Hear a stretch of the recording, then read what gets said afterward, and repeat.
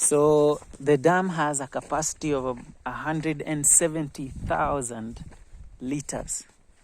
And we first dug it and then continued to dig again, which was work that we didn't anticipate and the amount of time it would take.